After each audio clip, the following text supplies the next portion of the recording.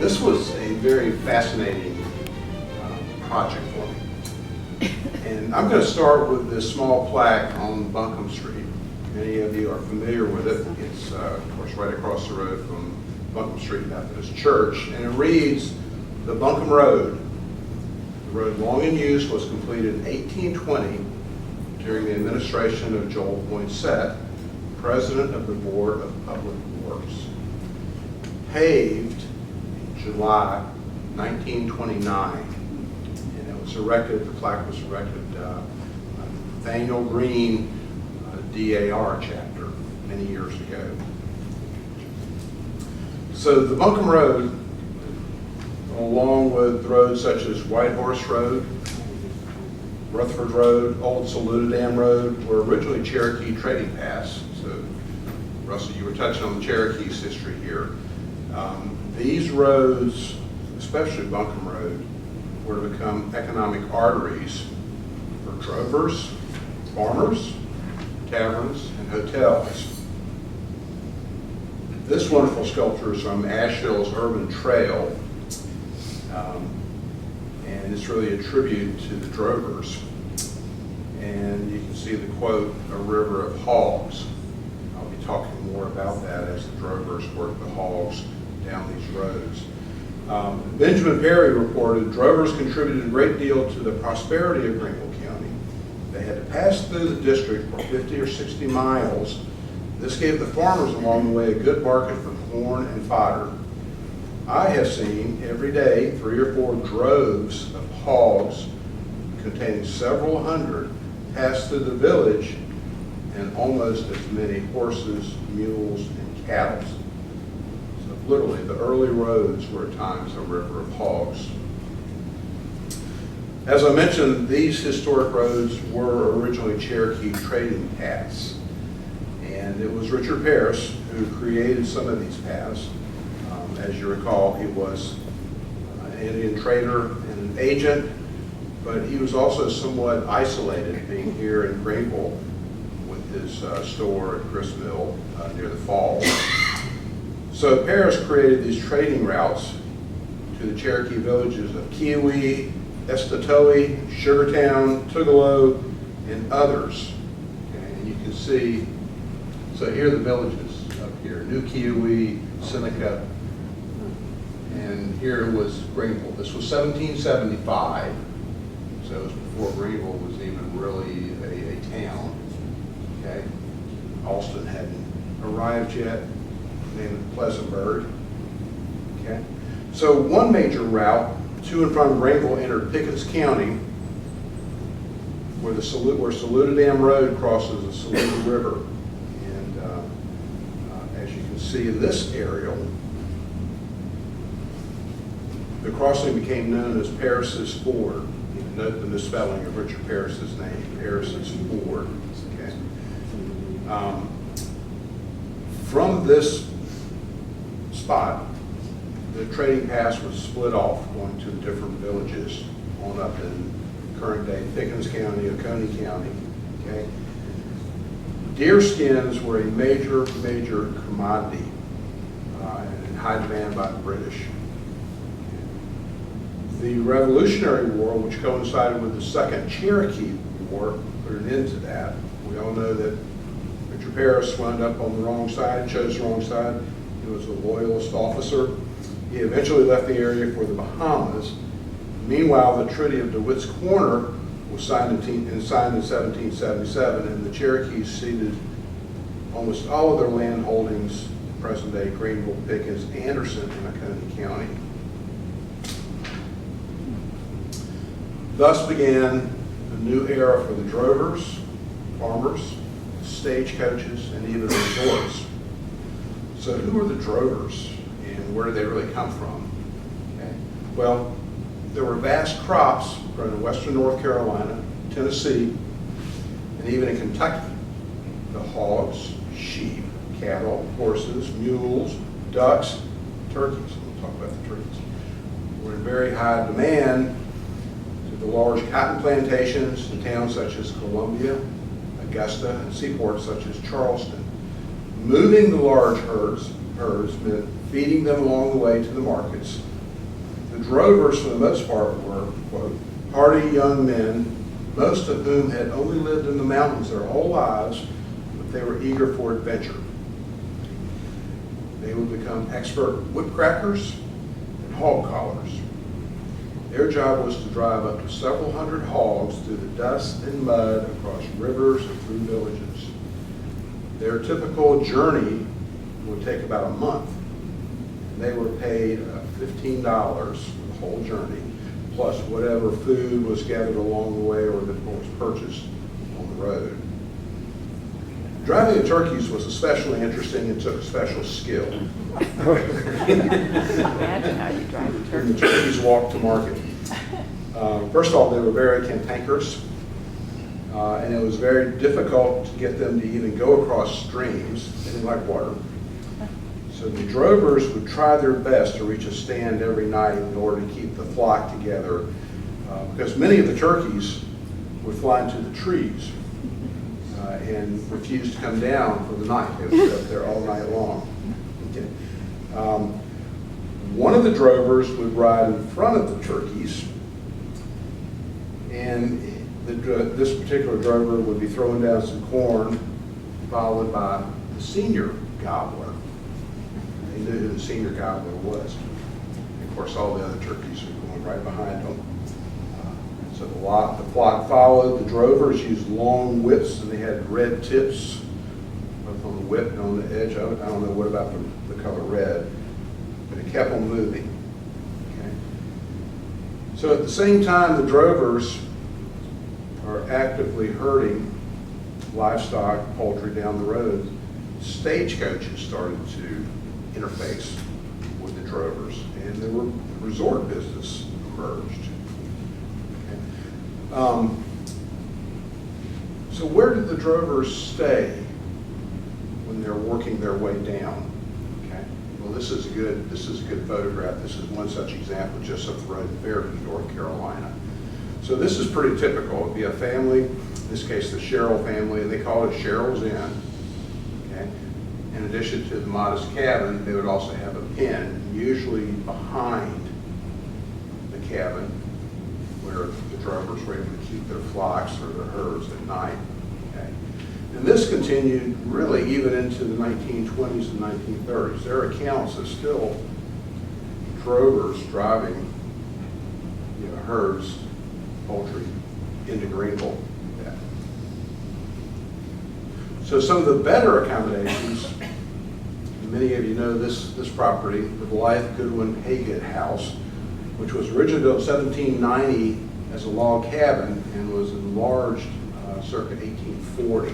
It's listed on the National Register of Historic Places, and it served as a stagecoach stop, tavern, inn, and even became a post office, which is the separate building that you see below. Okay. It has been recently rehabilitated. If you haven't seen it, it's really a lot of fun to see. I mentioned the resorts. Here you have the Cedar Mountain Hotel.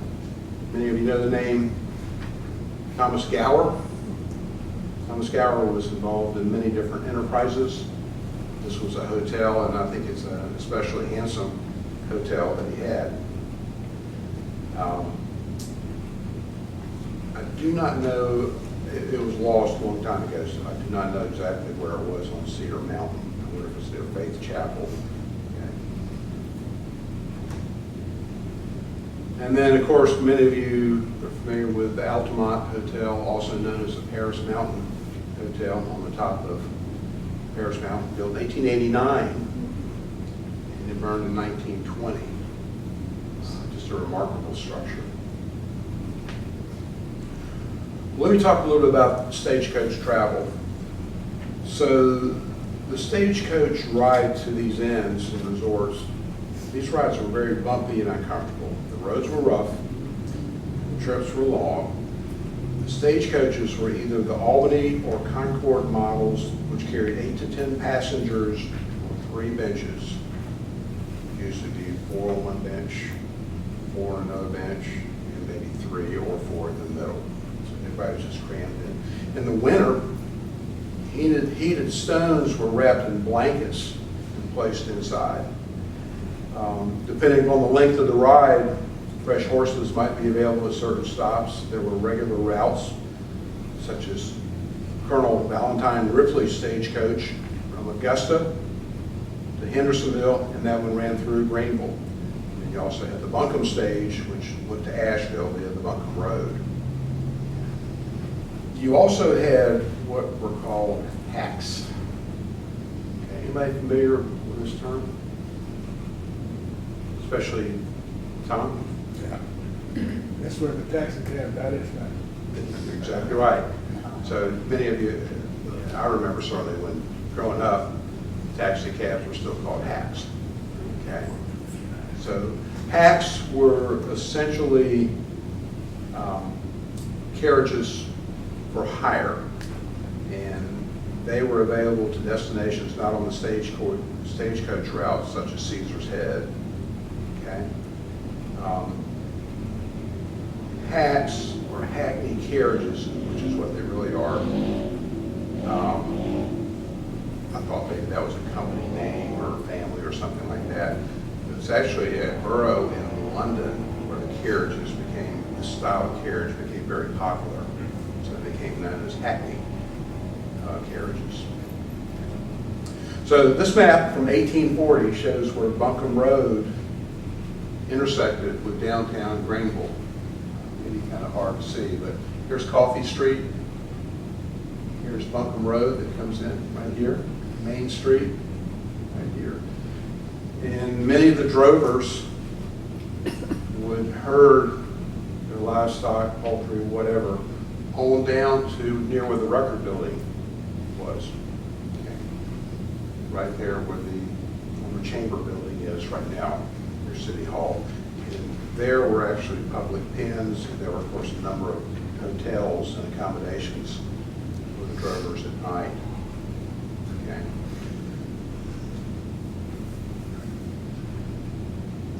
From Greenville, there are also several roads heading east and south, as shown on George Salmon's map of 1820 that appeared in Robert Mills' Atlas of 1825.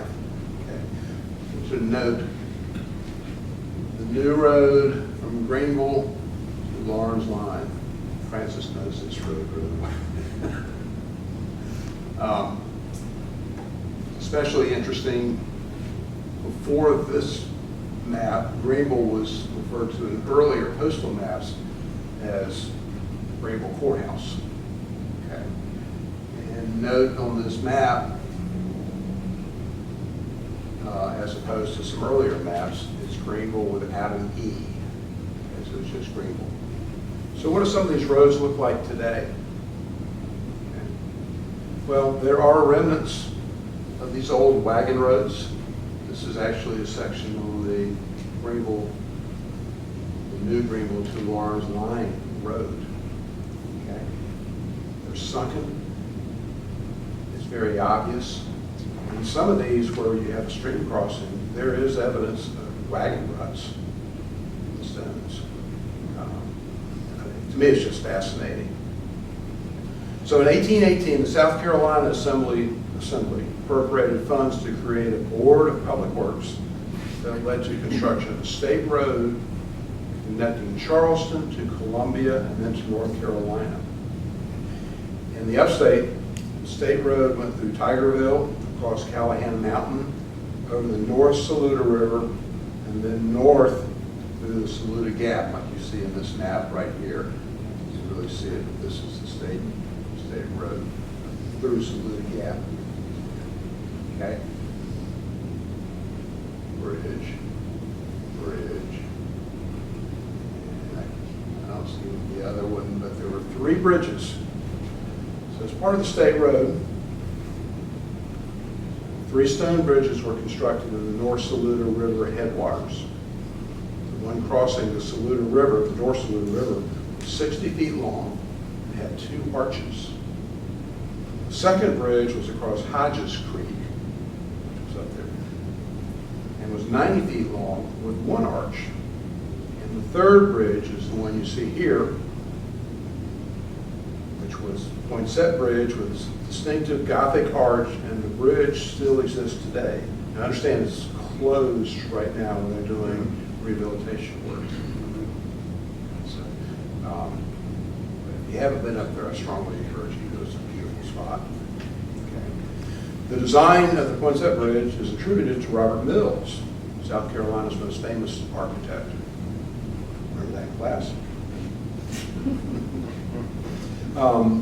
And it's named in honor of Joel Poinsett, who was president of the Board of Public Works. Poinsett, in his job as supervisor of Public Works, or actually Joel Poinsett was president of the Board of Public Works, excuse me. But Poinsett would often stay at the home of Revolutionary War Colonel Wilson Barton. His house was near Saluda Gap. So Colonel Barton had a son who was a stonemason. And he created a stone basin and a spring on the property. It became known as Poinsett Spring, and it was a very popular spot on the old wagon road. It was a true destination. Drovers, stagecoaches, they would all stop there. And of course, today it's on Main Street. Okay. Well, 30 years later, the railroad came to Greenville. Judy Bainbridge wrote in her book, Greenville's West End, that the arrival of the Greenville Columbia Railroad's first train pulled into the depot on December 1853, where it was greeted by the Greenville Brass Band and most of the local residents. By late December, the Southern Patriot newspaper reported that the old omnibus,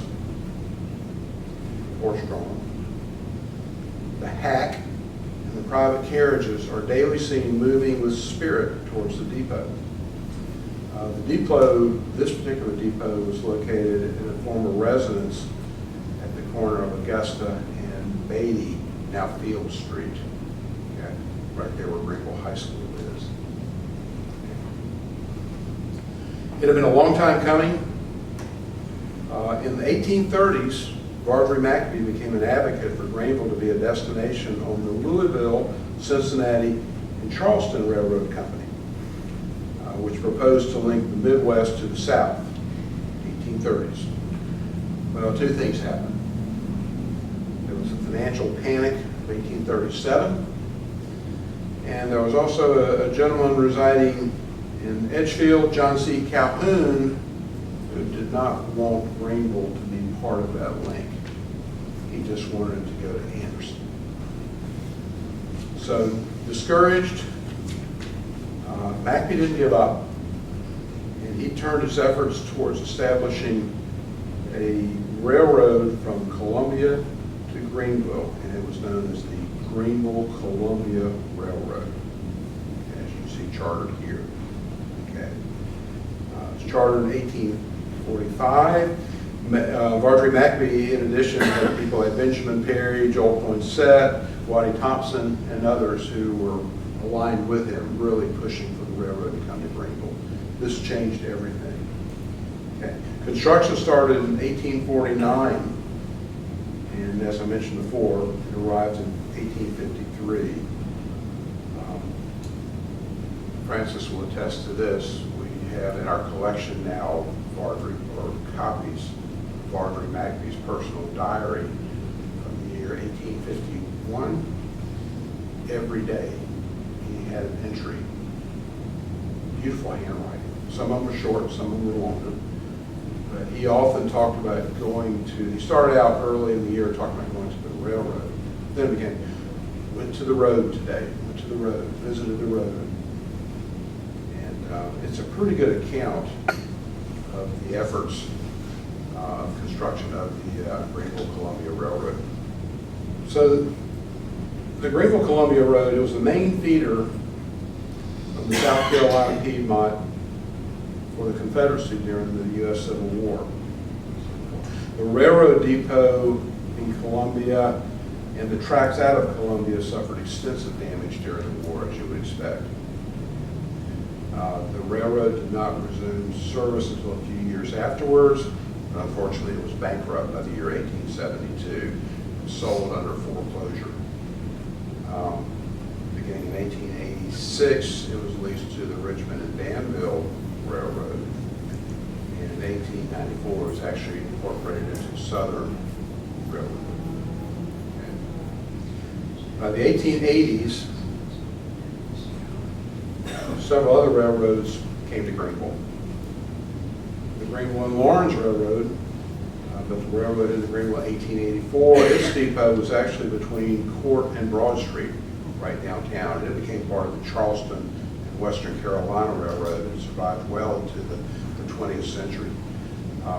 Passenger service ended in the mid-1950s, and the successor owner, which was Seaboard Coast Line, eventually sold its downtown properties, including the depot, warehouses, and railroad tracks.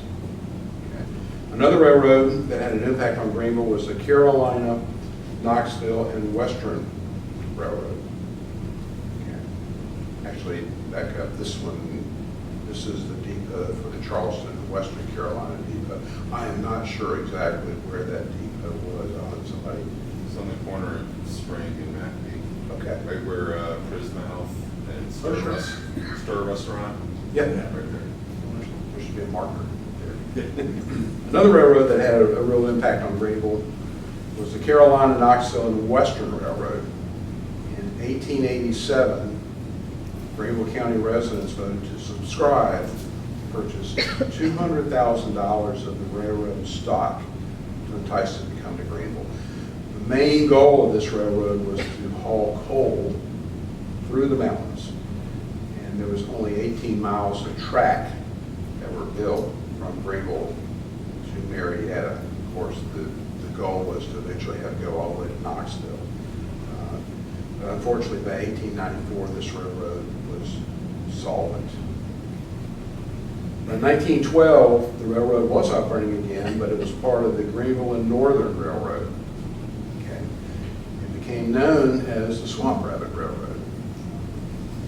We're all familiar with the Swamp Rabbit Railroad. And primarily hauled timber for companies such as the Saluda Land and Timber Company, and later Georgia Pacific. They had 13 train stations ranging from places like Marietta, Cleveland, northern Greenville County, closer to home, Monaghan, and of course in downtown Greenville.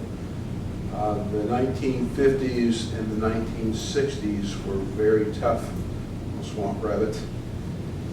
And Railtex purchased the company in 1997. They had already abandoned the lines at that point, and operations had already ceased. Today, of course, its former tracks make up the Swamp Rabbit Trail, one of Greenville's greatest amenities. Speaking of the tracks, this is different images of it crossing the Reedy River with Huguenotville in the background. So another well-known railroad was the Airline Railroad, which came to Greenville in 1873. Okay. And it provided additional connections to Atlanta and Charlotte.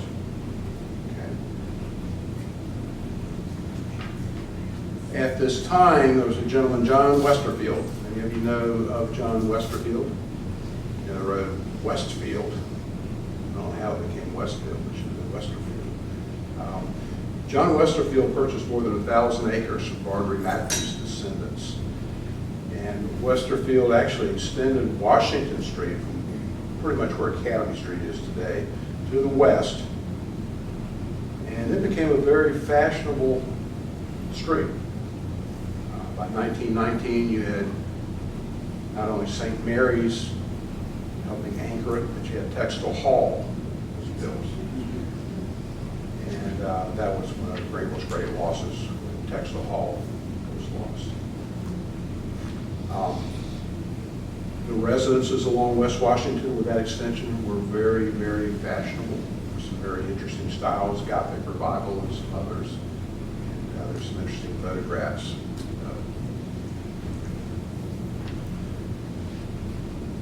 So let me talk about the Richmond and Danville Railroad. You know this one. We'll come back to you. The Richmond and Danville radio originated in 1847 in Richmond, and it also played a key role in the Civil War. It was made famous in recent history by the band. Robbie Robertson wrote this song.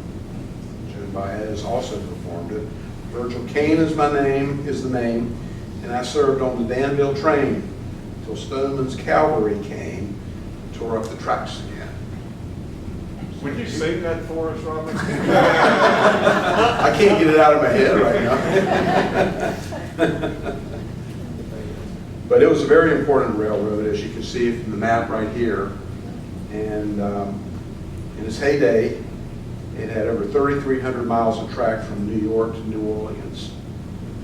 Unfortunately, it began declining in the early 1890s. By 1895, it was overextended with its debt and wound up in receivership. This was an especially rough time for railroads across the country. In fact, there were 74 other railroads in receivership at the same time. Okay. So, the Richmond and Danville Railroad was taken over by Southern Railroad, as well as the Columbia and Greenville Railroad. It's important to note that I didn't call it the Greenville Columbia Railroad. It was reorganized. They said, well, Columbia's got to be first. Columbia and Greenville Railroad. So they were all taken over by Southern Railroad. And the president of Southern Railroad, a very interesting young man, grew up in a small town in Georgia and was a former Confederate cavalryman and a University of Georgia graduate. He had been mentored by J.P. Morgan, and tragically, sadly, he died in 1906, Thanksgiving Day, in a pre-dawn train wreck outside of Lynchburg, Virginia. Sam and Spencer. So, Jim Hammond has, with his family, has good railroad history, and we were talking at one of the recent lectures, and he said, Jim, would you mind saying a few things about your family and Richmond and Danville Railroad, the Southern Railroad? Sure. After the Civil War, of course, a lot of people were looking for jobs, and my family, my ancestral family, got involved in the railroad business and ended up being a railroad family for about 5 generations. In 1882, John Sidney Hammond was the postmaster at Welford, and he became the station manager for the Richland-Danville Railroad in Welford.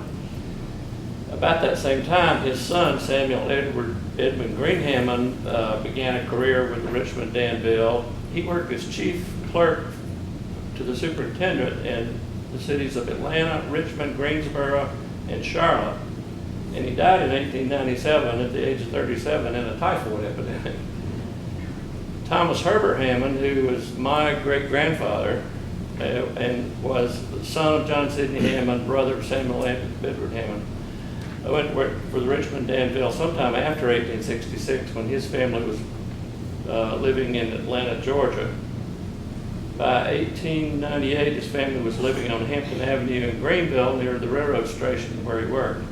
In 1904, the Greenville News reported that T.H. Hammond, engineer, was slightly injured in an accident in the Greenville rail yard. And I believe that little article mentioned the airline railroad. It must have been a period when that was the name they were using.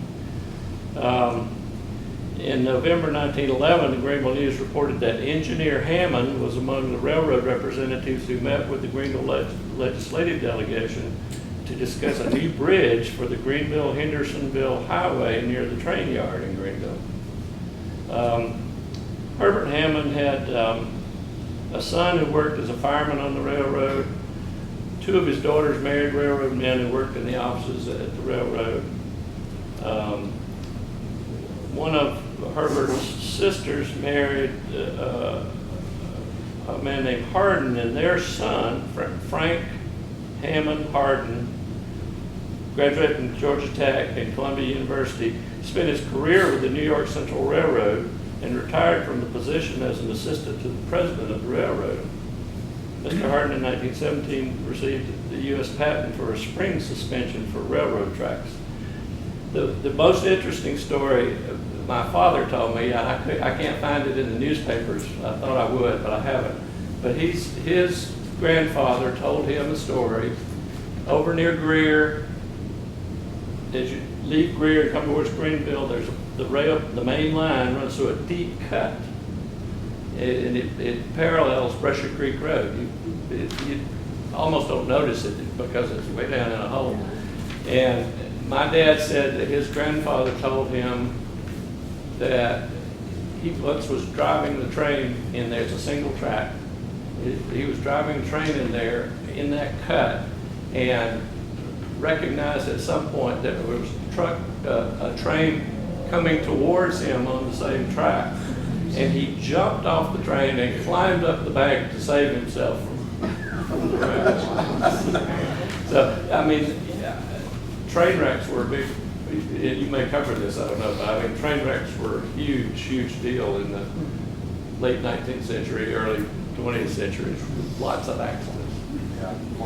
Yeah, that's true. In fact, you know, some of this, we have to go back to Clemson's history, Clemson University's history. Thomas Green Clemson lost his son in a railroad accident, and he was on his way home. I think the accident was very close to Clemson, maybe in Seneca. He also lost his other child at the same time. Okay. Thanks, Jim. That was great. Okay. This is a wonderful photograph, and I just had to put this up here because it really captures the rail yard, the old Southern rail yard, with the depot in the background. Okay. I do not know what the elevated bridge is. The purpose of it. For coal. Okay, that makes sense. So it wasn't long after I moved to Greenville that I saw the old Southern Railroad depot. Okay. Southern Railroad had a very prominent position in Greenville, and this station certainly demonstrated their presence. The depot was completed in 1905. It was designed by the noted architect Frank Milburn, who was the official architect for Southern Railroad. Note the 60-foot high witch's cap, very distinctive feature that later was removed. So the depot was budgeted to cost $35,000, and it wound up costing over $56,000. Okay. And this is the first decade of the 20th century. It had also just elaborate, beautiful tiled restrooms, and unfortunately it was demolished in 1988, which was also one of Greenville's great preservation losses.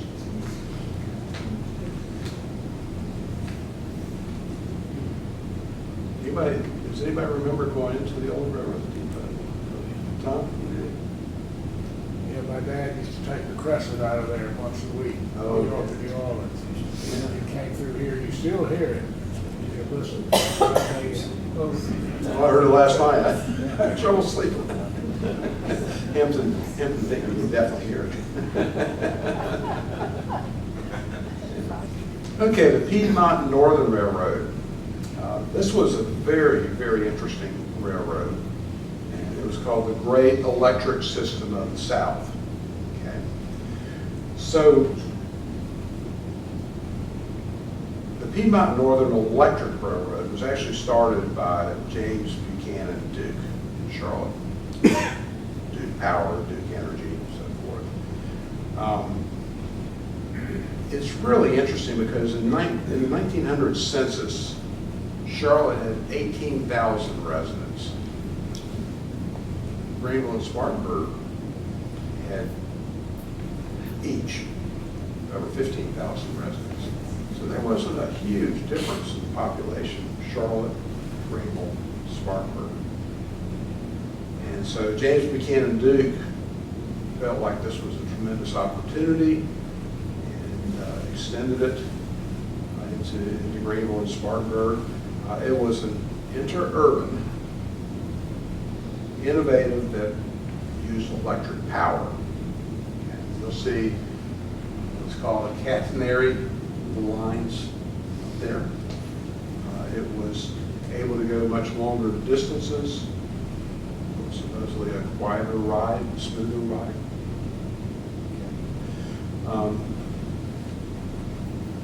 The depot for this was downtown, also West Washington, I guess pretty much where Academy Street is today, right here. Right behind it. Right there. Yep. Okay. And another image that I particularly like is how it went to, in this case, the photo caption talks about it at the J.P. Stevens Mill. Was that Woodside? I'm not sure if they had that right. Just curious. But it's a great image of the locomotive, again with the catenary. Okay. Very, very distinctive railroad. Okay. So now let's talk about horse cars and electric streetcars. So horse cars really originated in the 1830s. They were horse-drawn, like you see in this image right here. They were called the omnibus. Okay, and it was very common to see them going up and down Washington Street between the depots going to downtown. Okay. Well, everything changed in 1888. This gentleman in Richmond, Virginia, former Navy Ensign Frank Sprague, invented concept of self-adjusting upward pressure contact with the electric line. So he electrified the streetcar. And he applied it with the Richmond trolley system in 1888. And it wasn't too long after that that there were streetcar lines popping up throughout the country. Ridership actually peaked in 1923 nationally. It's been estimated that as many as 1/4 of the U.S. population resided in an urban or suburban area that was defined by the streetcar route. In fact, most cities of a population of 5,000 people or more had at least one streetcar rail line. So Greenville streetcar system service started January 1st, I don't know if it was the 1st or 2nd, 1901.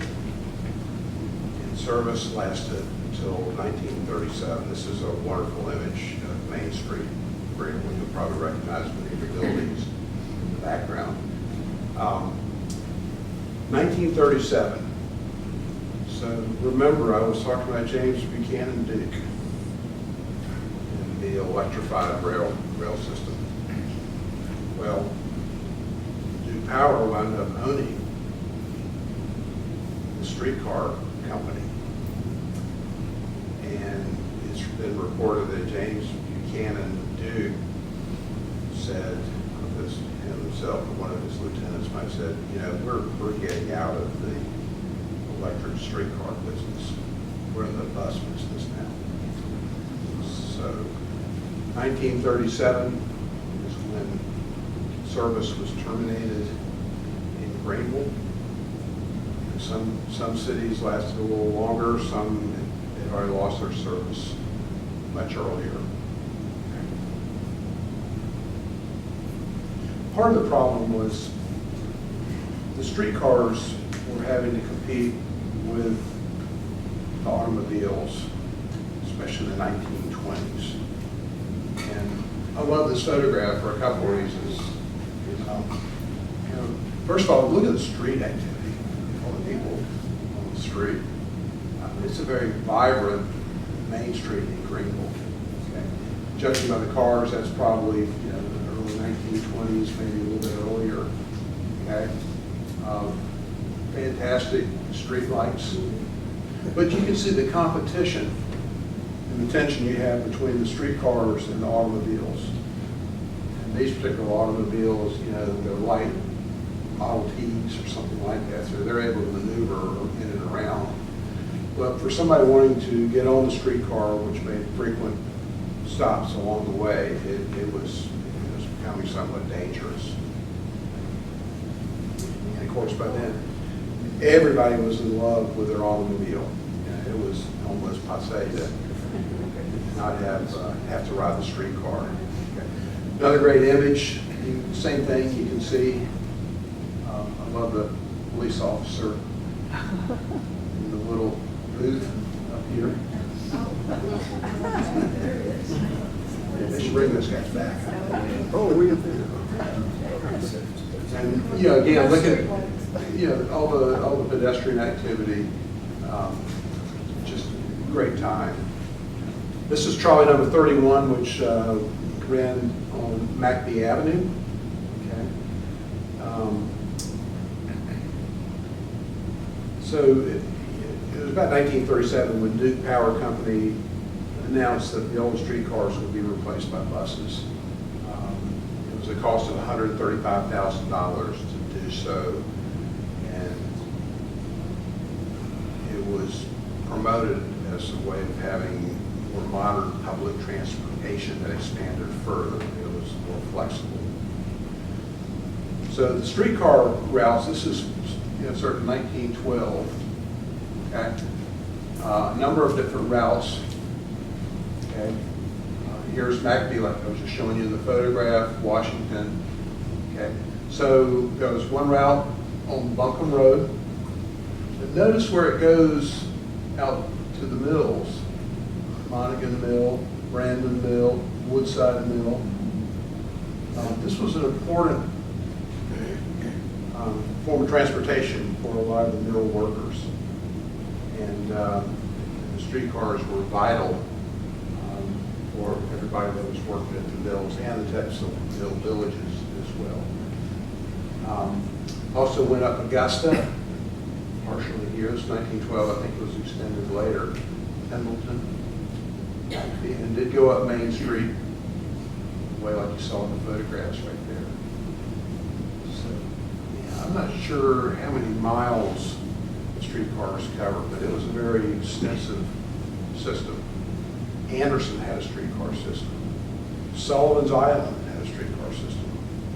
And then on Sullivan's Island, you probably notice a lot of the streets are First, Third Street, something like that. And those were all the streetcar stops. So this was at the end of the days for the streetcar system. They basically would stack them up, put them in fields. Okay. I showed this photograph on the right because you know, the cars are getting bigger. You also have more truck traffic, and if you think about, okay, you know, people trying to jump onto the streetcar system with this kind of traffic, heavy trucks, it was a difficult proposition. And in most cities, it was celebrated that the streetcar had made its last run. That era was over. Okay, we were well into the 20th century, and it was the motor age. So with that, I'll stop. Take questions.